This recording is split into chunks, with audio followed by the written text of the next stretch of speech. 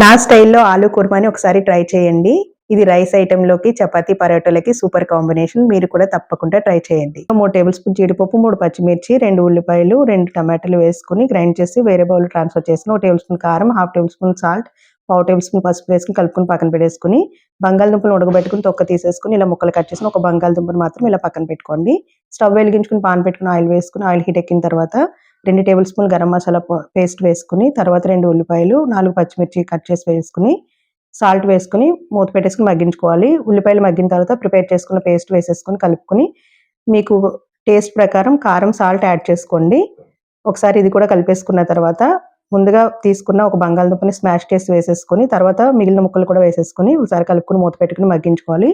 సరిపడా water add చేసుకొని మళ్ళీ ఒకసారి టేస్ట్ చూసుకొని మీరు కారం, సాల్ట్ యాడ్ చేసుకోవచ్చు. ఫైనల్‌గా 2 tablespoon garam masala powder add చేస్తే ఎంతో టేస్టీ అయిన ఆలు కుర్మా రెడీ అయిపోయినట్లే.